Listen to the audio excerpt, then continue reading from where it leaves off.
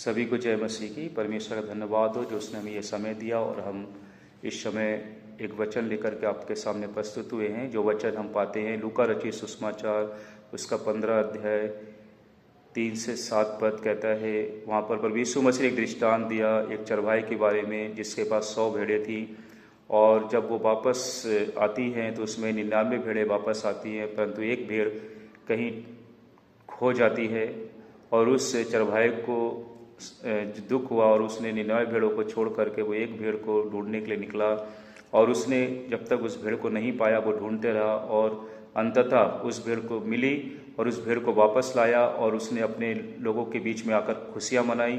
उसने उनसे कहा कि हमारे साथ आनंद मनाओ क्योंकि मेरी एक खोई हुई भेड़ मिल गई है। ठीक इसी तरह से स्वर्ग में भी आनंद मनाया जाता है जब एक आत्मा बचाई जाती है और स्वर्ग में जब आनंद होता है तो ये हमें दर्शाता है कि खोई हुई जो आत्मा जैसे हम और आप हैं और प्रभु यीशु मसीह एक अच्छा चरवाहा है, उसने हमें ढूंढ कर निकाला है और हम आज सच्चे परमेश्वर के पास हैं।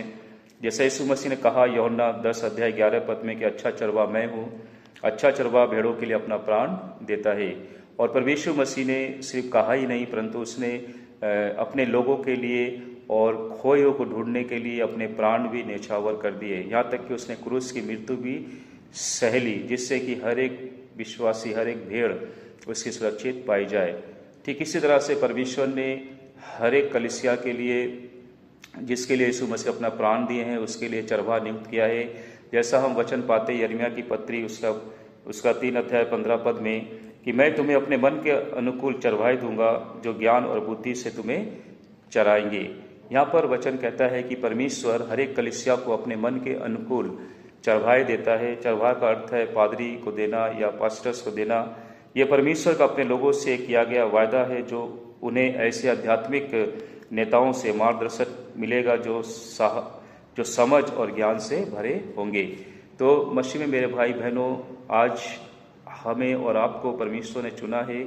यदि हम और आप आज एक पादरी के रूप में काम कर रहे हैं तो हमें हमेशा याद रखना है कि हम एक अच्छे चरवाहा की नाई अपनी भेड़ों की अगुवाई करें, क्योंकि भेड़ें जो हैं वो बिना हमारे चरवाहे की सहायता से वो उठ भी नहीं सकती। अगर हम देखें भेड़ जब उल्टी हो जाती गिर जाती है, उसके पैर जब ऊपर होते हैं तो बिना चरवाहे की सहायता से वो खड़ी नहीं हो सकती है। ठीक इसी तरह से वो चरवाहा जब आता है तो वो भेड़ खड़ी हो सकती है। ठीक इसी तरह से एक पादरी या पास्टर्स लीडर्स एक अच्छे चरवाहे की नाई परमेश्वर नियुक्त करता है हर एक कलीसिया के लिए, जिससे कि वो हर एक भेड़ों की देखभाल अच्छी तरह से करने पाए। जैसा हम कहते हैं भजन संहिता 23 में कि यहोवा मेरा चरवाहा है, मुझे कुछ घटी ना होगी। वह मुझे हरी हरी चराइयों में बैठाता है, वह मुझे सुखदाई जल के झरने के पास ले चलता है। यहाँ तक कि हम जब पाते हैं 4 आयत में कि चाहे मैं घोर अंधकार से भरी तराई में होकर चलूँ तो भी हानि से ना डरूंगा। ये जो वचन है परमेश्वर यहोवा हमारा चरवाहा है। फिर हम पाते हैं यीशु मसीह कहता है कि अच्छा चरवाहा मैं हूँ और अच्छा चरवाहा अपने भेड़ों के लिए प्राण देता है। आज हम और आप भी एक चरवाहे के रूप में नियुक्त किए गए हैं। हमें अपनी कलीसिया के विश्वासियों की देखभाल करनी है।